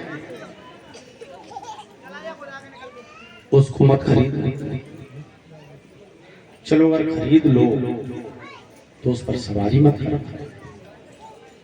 और सवारी भी उस पर कर लो तो दक्षिण दिशा की ओर मत जाना। यदि दक्षिण दिशा की ओर चले भी जाओ तो वहां किसी भी सुंदरी पर मोहित होकर उसे अपनी पत्नी बनाने का वचन मत देना, और अगर उसे अपनी पत्नी बना लो तो उसे पटरानी मत बनाना। और चलो पटरानी भी बनाओ उसे, तो दक्षिण देश के ब्राह्मण मत बुलवाना यज्ञ करने के लिए, और अगर दक्षिण देश के ब्राह्मणों से तुमने अपनी पटरानी के पट्टाभिषेक का आयोजन करवाया तो राजन वो आयोजन तुम्हारी मृत्यु का कारण बने। अगर रोक सकते हो तो रोक लो, इतनी घटनाएं। जन्मे जी ने कही तो बहुत साधारण सी बात, कितनी छोटी छोटी सी तो घटनाएं हैं जीवन में, लेकिन याद रखिए जीवन में घटने वाली ये छोटी छोटी सी घटनाएं जीवन में बड़े बड़े परिवर्तन लाती हैं। मैं कहीं भी किसी भी घटना को रोक सकता हूं। कालांतर में महाराज हस्तिनापुर में एक नील रंग का घोड़ा बिकने के लिए आया, उसको किसी ने नहीं खरीदा। अब जब किसी ने नहीं खरीदा तो राज्य का ये नियम था कि जो वस्तु कोई नहीं खरीदेगा उसको राज्य का नियम था। तो इस नियम के वशीभूत होकर के जो मंत्री लोग व्यवस्था देखते थे राज्य कार्य की, उन्होंने उस नीले रंग के घोड़े को खरीद लिया। उन्हें तो कुछ पता ही नहीं था कि माजरा क्या, और खरीद करके उन्होंने अस्तबल में उसको भेज दिया। अब अस्तबल में जो सही घोड़ों की रखवाली जो करते, घोड़ों की देखभाल करते, उनको बोलते सही। अस्तबल में जो सही था वो उस नीले रंग के घोड़े के अद्भुत गुणों पर न्यौछावर हो, इतने अद्भुत गुण थे उसके, इतना तो सुंदर था वह, और पवन के समान उसकी चाल। उसने ऐसा निश्चित किया कि एक न एक बार तो राजा को इस पर अवश्य सवारी करनी चाहिए। ऐसा अद्भुत घोड़ा तो राजा के यही युग है। अब एक बार संयोग से राजा आखेट के लिए जाने वाले थे, अस्तबल के बाकी सारे घोड़े बीमार पड़ गए और वो नीले रंग का एकमात्र घोड़ा बचा। उसने उस घोड़े को सजा संवार करके और राजसभा के बीच जहां सब मंत्री सैनिक सब इकट्ठे थे राजा के सम्मुख उपस्थित, और सही से उसके गुणों का ऐसी प्रशंसा की उसके गुणों की, महाराज यह घोड़ा तो सर्वथा आपके ही योग्य है। पवन के जैसा इस पर इसका वेग है, और इस पर कोई भी अन्य व्यक्ति, कोई भी अन्य योद्धा सवारी कर ही नहीं सकता सिवाय आप। केवल धरती पर आप ही एकमात्र ऐसे हैं जो इस पर सवार हो सकते। राजा की प्रशंसा की गई, सारे सैनिक खड़े थे, मंत्री खड़े थे। अब राजा को याद तो आई व्यासी की बात। उसने कहा नीले रंग का घोड़ा तो पहली बात तो ये खरीद कैसे लिया गया, और चलो खरीद लिया गया तो मेरी सवारी के लिए क्यों आया गया। लेकिन अब सबके सामने राजा अगर मना कर देता उस पर चढ़ने के लिए, उस पर सवारी करने के लिए, तो राजा का सम्मान आहत होता। जब राजा ही मना कर रहा है, क्या पता घोड़े की चाल से डर गया, क्या हुआ, कौन क्या सोचे। राजा लोगों को राजाओं के लिए योग्य आचरण करना पड़ता है। साधारण मनुष्य उतना मजबूर नहीं होता, उतना विवश नहीं होता जितना राजा लोग होते हैं। राजाओं की तो बहुत सी मजबूरी है, उन्हें जनता को दिखाना है, उन्हें वैसा आचरण करना पड़ेगा। आप बात समझ रहे हैं ना। तब के राजाओं से लेकर के अब तक के राजाओं की मजबूरी है, सब मजबूरी के राजा हैं। कोई राजा स्वतंत्र नहीं। तो राजा मजबूरी में उस घोड़े पर सवार हुआ, और जैसे ही घोड़े की रास उसने पकड़ी तो वो घोड़ा तो अद्भुत घोड़ा था। सारे घोड़े आगे सब पीछे रह गए, राजा के सैनिक मंत्री सब पीछे रह गए। उस घोड़े ने जो सब प्रबल वेग से दौड़ लगाई, राजा को समझ में नहीं आया कि कहां आ गया। तो राजा को लेकर के वन प्रांत के दक्षिण दिशा की ओर चला। एक सूकर का पीछा करते करते राजा उस दक्षिण दिशा में बहुत दूर तक निकल गया। उसके सैनिक सब पीछे रहे। और वहां पर राजा को बहुत प्यास लगी, घोड़े से उतर करके देखा तो एक निर्जर बह रहा है, आवाज आ रही है उसके बहने की। उसके समीप एक 16 वर्षीय सुंदर युवती अपना घड़ा लेकर के पानी भरने आई। राजा ने उससे कहा कि देवी मुझे बहुत प्यास लगी है और तुम मुझे पानी पिला दो तो मेरी प्यास बुझ जाए। उस सुंदर कन्या ने अपने घड़े से राजा को पानी पिलाया। राजा ने उस कन्या की ओर देखा और उसने राजा की ओर देखा। राजा मोहित हो गया। अब देखिए राजा लोग आपने सुन रखा हो, राज हट, बाल हट, क्रिया हट, राजाओं की हटवी। हमारे यहाँ चाणक्य नीति में लिखा है नृपस्य चित्तम। राजा के चित्त में क्या चल रहा है कोई नहीं जान सकता। नृपस्य चित्तम कृपणस्य वित्तम मनोरथं च दुष्टजनानां क्रिया चरित्रम पुरुषस्य भाग्यम देवो न जानामि कुतो मनुष्य। राजा के चित्त में क्या चल रहा है। कंजूस के धन का क्या होगा, क्योंकि वो खुद तो खाएगा नहीं, उपयोग करेगा नहीं, और गाड़ के मरेगा, के औलादें मिटाएंगी, कि भगवान जाने क्या होगा, कुछ ठिकाना थोड़ी है।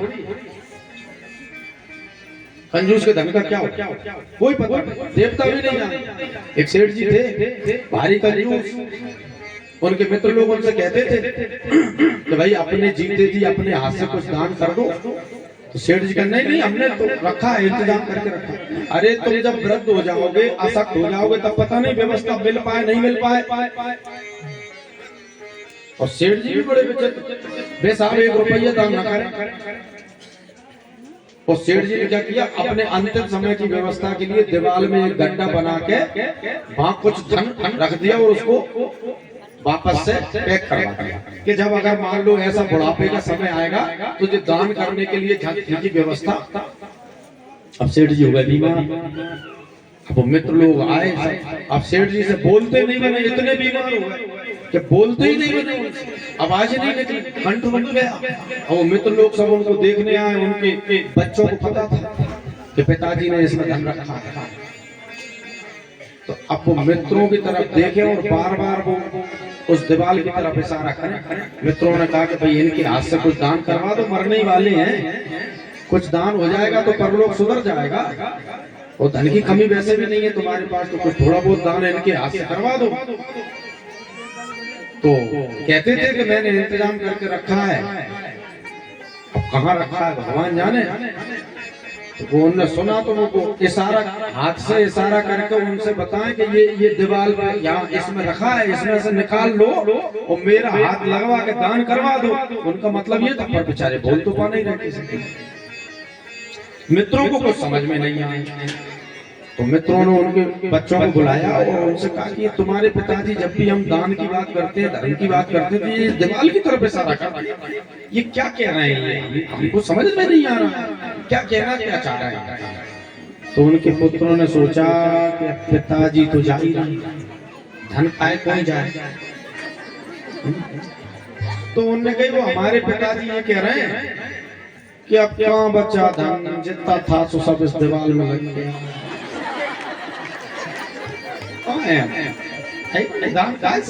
जितना था तो सब इस दीवार में लग गया।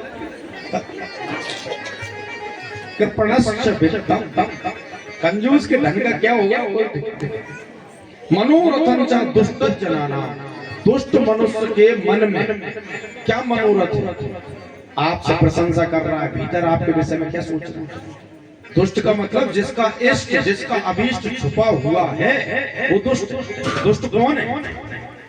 दुष्ट दुराचारी नहीं है, दोनों अलग अलग हैं, परिभाषाएं दोनों की। दुष्ट का मतलब है जो क्या चाहता है उसने छिपा के रखा हुआ है, बता नहीं रहा है, बता कुछ और रहा है, चाहता कुछ और है उसके दुष्ट के।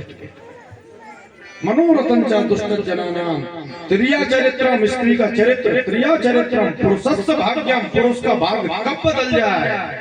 देवो न जाना भी कुतो मनुष्य, देवता भी नहीं जानते महाराज मनुष्य की बात ही है।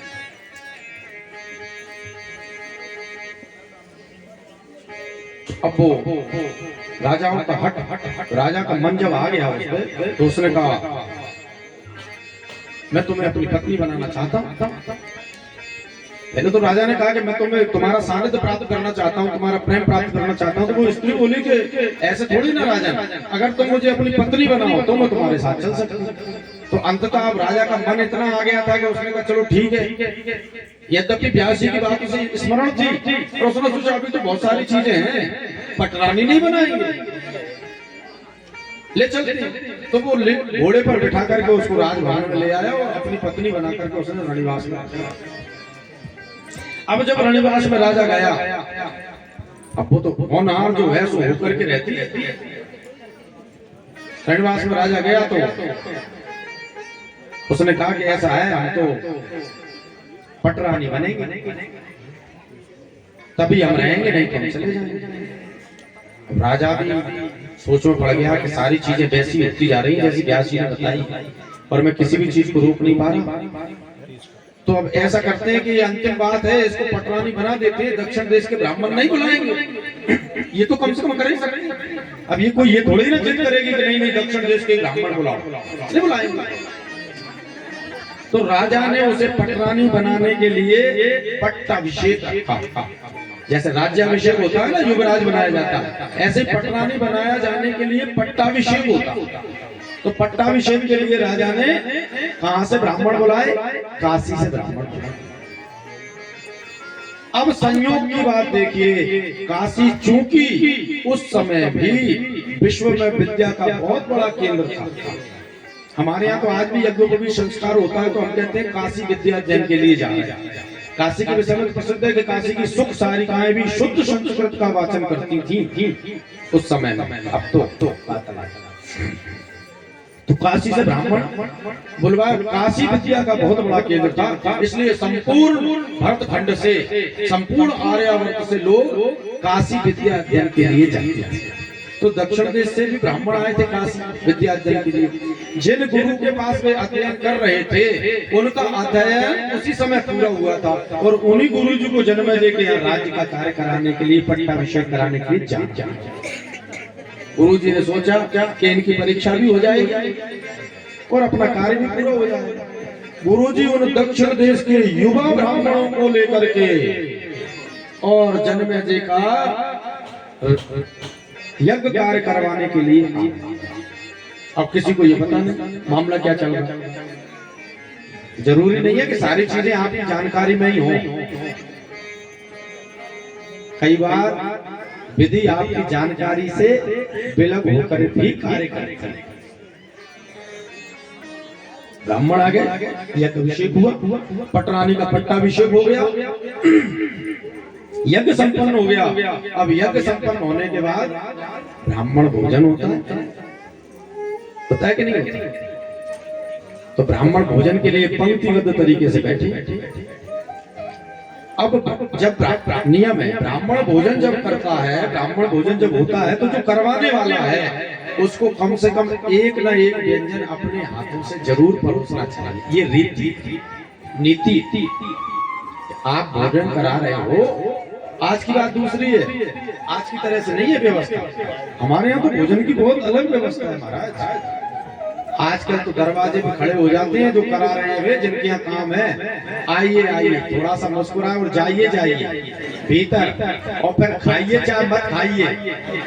हमने तो सजा के रख दिया है, आपकी मर्जी आए तो खाइए और नहीं तो भाड़ में जाइए। नहीं, मालिक को क्या पता रहता है? आप बता, वो दरवाजे पे खड़ा है बेचारा, वो दरवाजे खड़ा, उसको कुछ पता नहीं है। उसके मतलब ये है कि आप आ गए, उसके जानकारी में आपने खाना खा लिया, भोजन आपने कर लिया। अब आपने वास्तव में भोजन किया या नहीं किया उसको पता, मर्जी आपकी, आप करो तो करो, नहीं तो मत करो। हमारे यहाँ का तो पत्तल परोस के आग्रह से एक और, अच्छा कुछ मीठा, अच्छा पापड़ का तो टुकड़ा ले, अच्छा ये तो बहुत स्वादिष्ट है, ये तो ले, आग्रह पूर्वक। तो आग्रह कहाँ है? आजकल तो बैटर लग रहे हैं, बैटर आग्रह थोड़ी करते हैं। उनको क्या लेना देना आपसे? हो गए आप उनके संबंधी, तो बैटरों के थोड़ी है। बैटरों को पैसे से मतलब, उनका पेमेंट हुआ जयराम, कोई आपसे हाथ नहीं था थोड़ी नहीं। इसलिए तो कहते हैं कि माँ के हाथ के भोजन में जो स्वाद है वो होटल के भोजन में थोड़ा ही है। माँ बेटे के लिए भोजन बनाती है, होटल में कुक कस्टमर के लिए भोजन बनाता है। तो कस्टमर और बेटे में फर्क है कि नहीं? इसलिए हमारे यहाँ भोजन हो तो माँ के हाथ के भोजन में जो स्वाद है,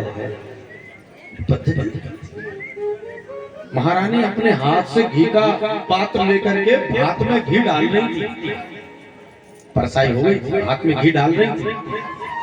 महारानी का उत्तरीय खिसक गया। तो युवा ब्राह्मण थे, कुछ जानकारी ज्यादा थी नहीं, पहला यज्ञ था। राजाओं के यहाँ क्या नियम कायदे कानून होते कुछ समझ नहीं था। वो सब हंस पड़े एक साथ हंस पड़े। महारानी को क्रोध आ गया और क्रोध में आकर के उसने आज्ञा दी, सारे ब्राह्मणों का सर धड़ से अलग कर दिया। इतने पटरानी का आदेश राजा के जैसा आदेश माना जाता था। परिणाम क्या हुआ? समस्त ब्राह्मणों को मृत्यु दंड दे दिया गया और उनके मृत्यु दंड देने का पाप जन्मेजय के ऊपर पड़ा, क्योंकि जन्मेजय उस यज्ञ का यजमान था। परिणाम जन्मेजय के सारे शरीर में कोड़ निकला, श्वेत। जन्मेजय दोबारा व्यास जी के पास पहुंचा। व्यास जी से कहा प्रभु दंडवत, वही हुआ जो आपने कहा था। मैंने बहुत प्रयत्न किया परंतु कभी मेरे मन ने मेरा साथ नहीं दिया, कभी परिस्थितियों ने साथ नहीं दिया। परिणाम ये हुआ कि मेरे सारे शरीर में कोढ़ हो। अब क्या किया जाए? व्यास जी का एक मौका और है, एक अवसर और है। कैसा? हम तुम्हें महाभारत की कथा सुनाएंगे, संदेह मत करना। एक एक प्रसंग से तुम्हारे एक एक अंग का कोढ़ दूर होता जाएगा और जहां तुमने संदेह कर दिया वहीं का कोढ़ रह जाएगा, उसके ही कारण तुम्हारी मृत्यु होगी। अब तो जन्मेजय गांठ बांध करके बैठ गया, चाहे कुछ भी हो जाए मुझे संदेह करना ही नहीं है।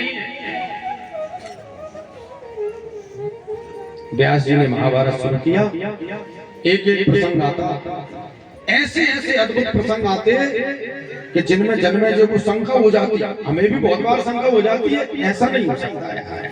अरे नहीं नहीं, 10,000 हाथियों का बल आदमी में कैसे हो सकता है? 1,000 भुजाएं आदमी की कैसे हो सकती है? ऐसा नहीं हो सकता। कई बार हमें भी शंका होती है ना, जन्मेजय को भी कई बार शंका हुई लेकिन उसने व्यक्त नहीं की। एक एक प्रसंग से एक एक अंग का कोढ़ दूर होता गया, घुटनों तक का कोढ़ दूर हो गया, पूरे शरीर का कोढ़ दूर हो गया, घुटनों तक आ गया, घुटनों तक का कोढ़ दूर। अब तो बहुत हिम्मत भी आ गई राजा को, साहस भी बढ़ गया और थोड़ा सा लापरवाह भी हो गया राजा। अब एक प्रसंग आया और प्रसंग बस व्यास जी ने कहा कि तुम्हारे पूर्वज भीम, तुम्हारे परदादे भीम युद्ध क्षेत्र में जब हाथी को सूंड से पकड़कर उठा करके फेंकते थे तो वो हाथी अंतरिक्ष में इतने ऊपर चले जाते थे कि कई हाथी तो आज तक वापस नहीं आए, ऊपर अंतरिक्ष में ही तैर गए। अब तो बहुत ज्यादा ही हो गया। जन्मेजय ने कहा प्रभु क्षमा कीजिए, अति हो गई, आप मेरी मजबूरी का फायदा उठा रहे हैं। ये तो कैसे भी संभव नहीं है। भला कोई व्यक्ति हाथी को इतनी ताकत से फेंके कि वह पृथ्वी के गुरुत्वाकर्षण से बाहर पहुंच जाए अंतरिक्ष में, ये कैसे संभव है? ये बात मैं आपकी नहीं मान सकता। जन्मेजय ने शायद सोचा होगा कि सारे शरीर का कोढ़ तो दूर हो ही गया है और शंका उसके मन में पहले से भी बहुत बार उठती रही, अब आखिर में उससे रहा ही नहीं गया। व्यास जी ने कहा वही तो मैं कहना चाहता हूँ राजन, हो यही वही जो राम रचि राखा ओ करे खड़ा वैसे। राम करण चाहत सोई होई, करे अन्यथा अस नहीं। मैंने तुमसे मना किया था, शंका मत करना, संदेह मत करना। तुमने शंका कर ली, अब तुम्हारे घुटनों में कोढ़ रह जाएगा और इसी के कारण तुम्हारी मृत्यु। अब प्रमाण चाहते हो? लो, ऐसा कहकर व्यास जी ने हाथ ऊपर किया और कुटिया के सामने एक हाथी गिरा धम्म से जाकर। राजन जाकर के देखो, ये वही हाथी है जो तुम्हारे परदादा भीम ने महाभारत के युद्ध में ऊपर फेंका था। इसके गले में जो घंटा बंधा है उसमें महाभारत की तारीख खुदी हुई। इस हाथी के गले में जो घंटा बंध रहा है उस पर महाभारत की तारीख।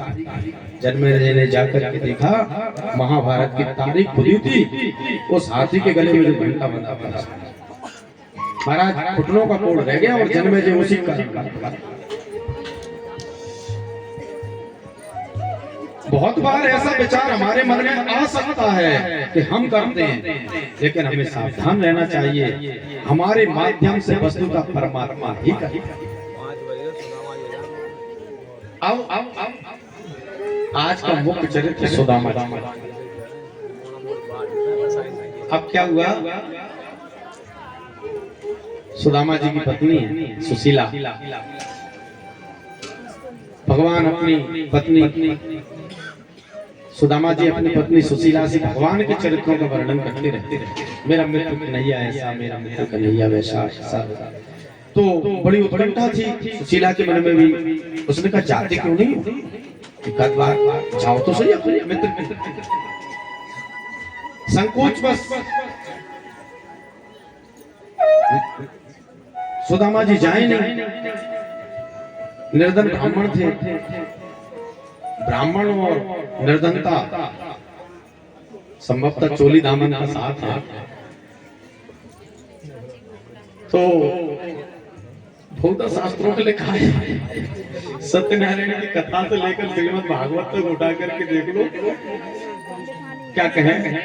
सत्यनारायण कथा बहुत समय पूर्व एक निर्धन ब्राह्मण, सतानंद नाम का एक निर्धन ब्राह्मण काशी नाम की नगरी में रहता। अब सुदामा जी का वर्णन आया, 5 गर्भ क्षमा, कुछ मिले ठीक, नहीं मिले। भगवान के अलावा किसी का यशोगान नहीं करते, अपने आदर्शों के कारण निर्धन थे। निर्धनता उन्हें दुखी नहीं करती थी। निर्धनता स्वयं के द्वारा अगर वर्ण की जाए तो दुखी नहीं करती। राजाओं ने राज त्याग दिया, भगवान बुद्ध ने राज त्याग दिया, महावीर ने राज त्याग दिया, क्या निर्धनता ने उन्हें दुखी किया? आप जिसको भी स्वीकार कर लेते हो वो आपके आनंद का विषय बन जाता है। आप दुख को भी अगर स्वीकार कर लो तो दुख भी आनंद में बदल जाता है। आपने निर्धनता अपने आप स्वीकार कर ली तो निर्धनता सबसे बड़ी संपन्नता में बदल जाती है।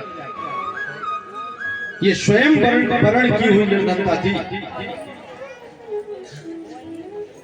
ये अभावजन्य निर्धनता नहीं थी।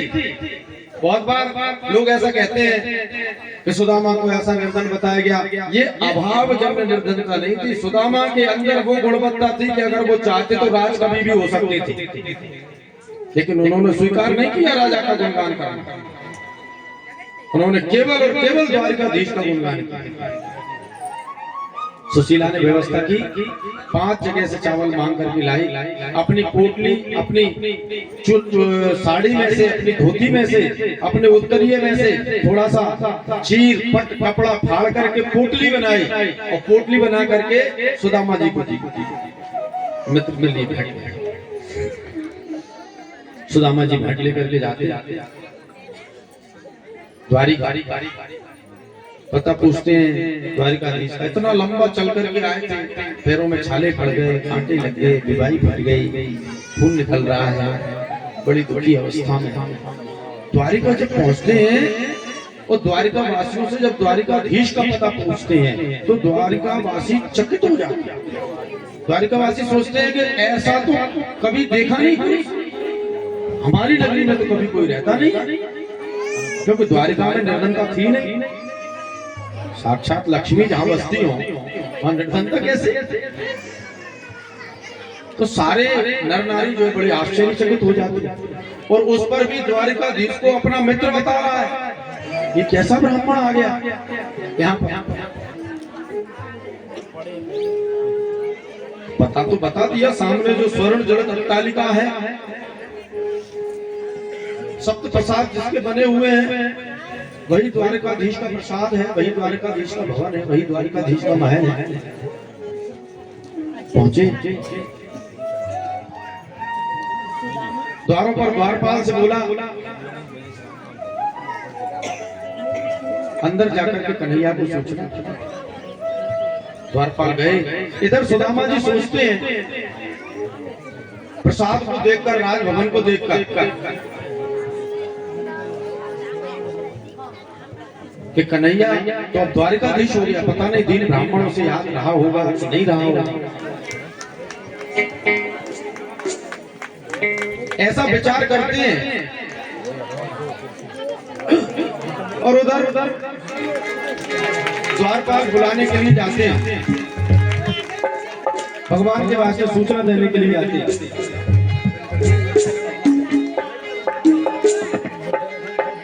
देखो देखो ये गरीबी, ये गरीबी कहा कृष्ण के दया पे विश्वास लेके आया हूँ। मेरे बचपन का यार है मेरा श्याम, यही सोच के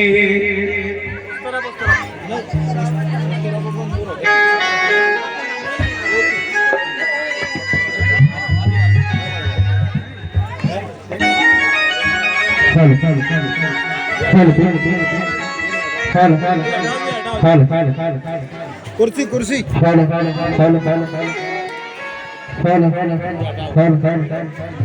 कुर्सी कुर्सी कुर्सी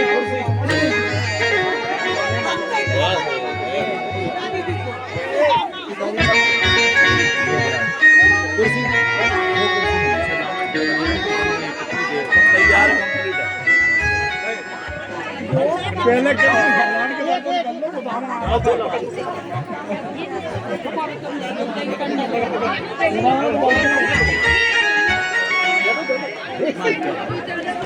जे उधर सरका देना इसको इसको यहाँ से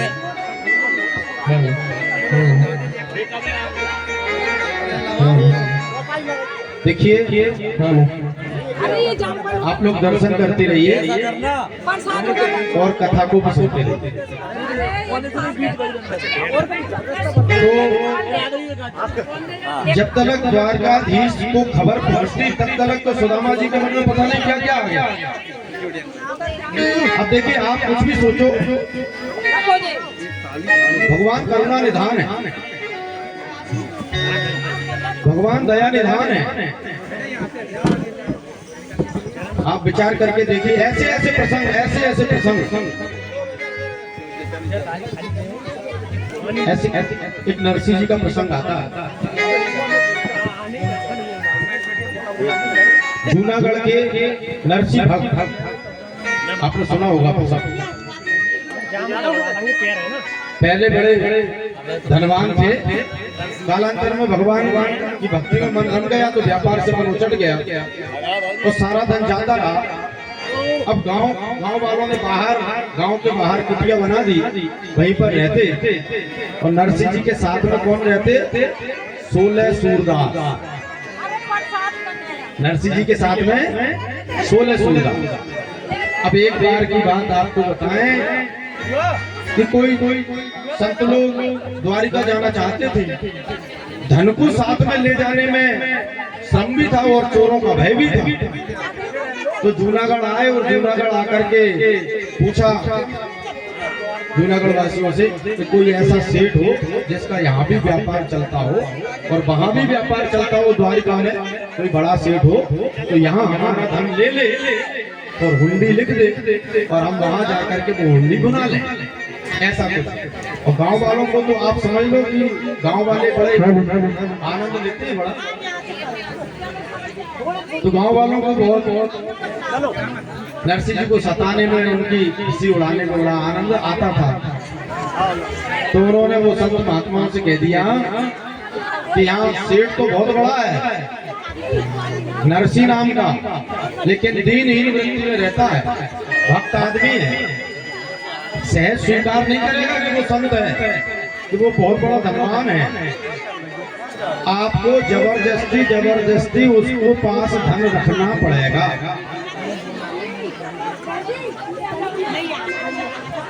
संत महात्माओं ने कहा ठीक है। सीधे वो सुदामा ही कर लो, वो नायक जा रही है।